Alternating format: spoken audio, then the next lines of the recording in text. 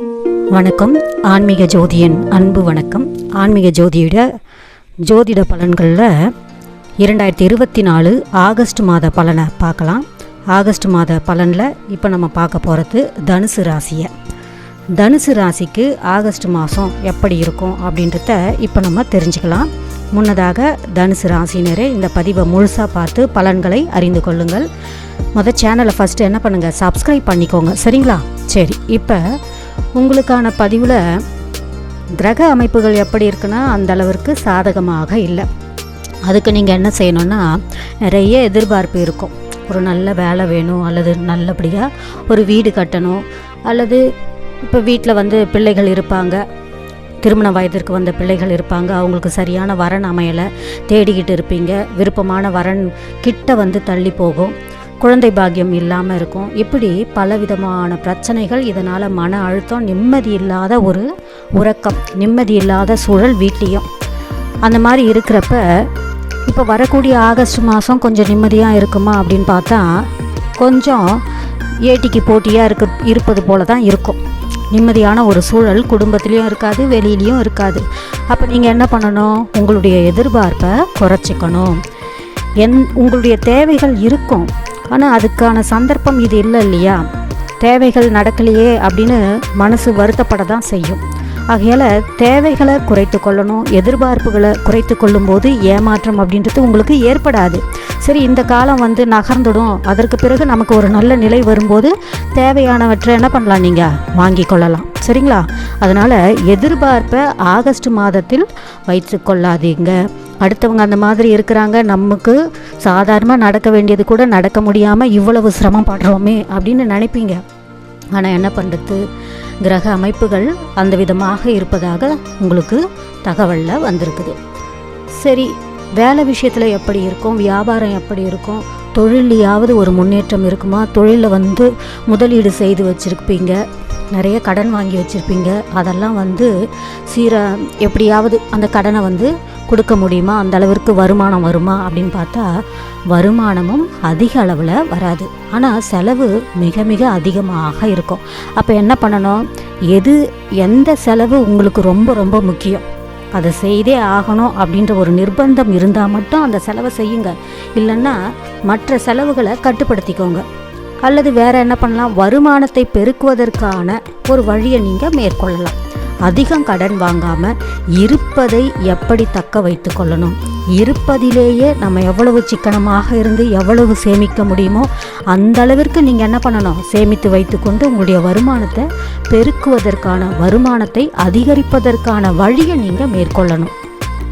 ஆகையால் வருமானம் வரலையே அப்படின்னு புலம்புவதை விட, குறைப்பட்டுக்கிறத விட வருமானம் வருவதற்கான வழியை நீங்கள் ஏற்படுத்திக்கணும். நல்ல விதமாக வேலையில் பார்த்தீங்கன்னா எதிர்பார்ப்புகள் உங்களுக்கு இருக்கும். பதவி உயர்வு வேணும், இடமாற்றம் வேணும், விரும்பின ஒரு வேலை கிடைக்கணும், நம்ம தகுதிக்கேற்ற ஒரு வேலை கிடைக்கணும் அப்படின்னு இருக்கும்.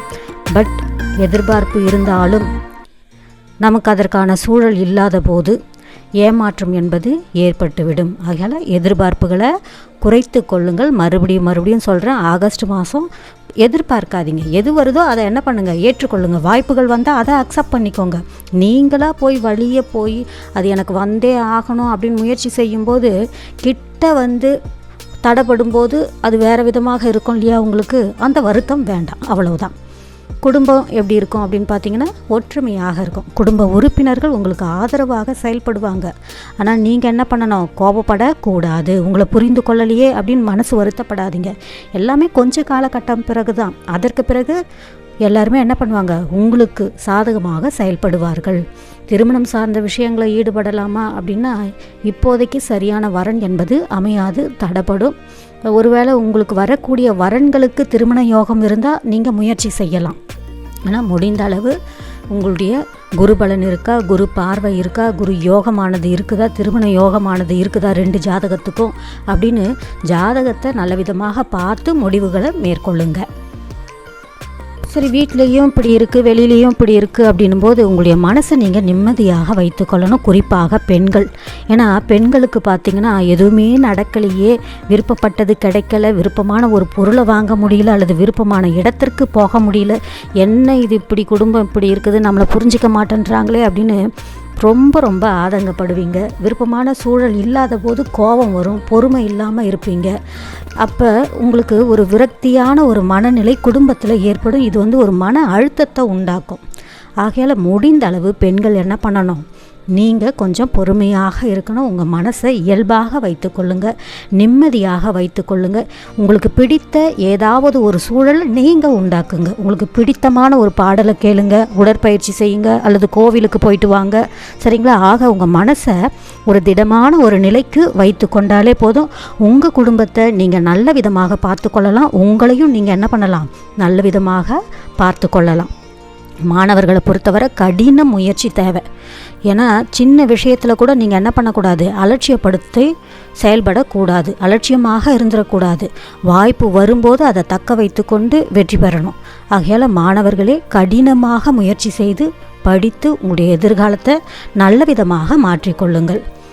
தனுசு ராசியை பொறுத்தவரை ஆரோக்கியம் எப்படி இருக்கும் ஆகஸ்ட் மாதம்னு பார்த்தா பரவாயில்ல, ஓரளவிற்கு நல்லாவே இருக்குது. ஆனால் என்னென்னா அவ்வப்போது இந்த செரிமான கோளாறு, தொண்டை வலி, இந்த சளி, இரும்பல் அந்த மாதிரி ஒரு சின்ன சின்ன பிரச்சனை தான் ஏற்படும். ஆகையால் பெரிதளவில் பாதிப்பு என்பது இல்லைங்க. பெரியவர்களை பொறுத்தவரை உற்சாகமாக இருப்பீங்க, சுறுசுறுப்பாக செயல்படுவீங்க, ரொம்ப பாசிட்டிவாக இருப்பீங்க. அதே சமயத்தில் உங்களிடம் இருக்கக்கூடிய வருமானத்தை என்ன பண்ணணும், தக்க வைத்து கொள்ளணும். சேமிப்பை தக்க வைத்து கொள்ளணும். அதிகப்படியான செலவுகளை செய்யாதீங்க. ஆரோக்கியத்தில் நீங்கள் ரொம்ப ரொம்ப கவனமாக இருக்கணும். வெளியில் போய் வரும்போது ரொம்ப கவனமாக இருக்கணும். ஆக ஆகஸ்ட் மாதம் தனுசு ராசியை பொறுத்தவரை எதிர்பார்ப்புகளை குறைத்து கொண்டால் உங்களுடைய வாழ்க்கையானது செழிப்பாக இருக்கும்.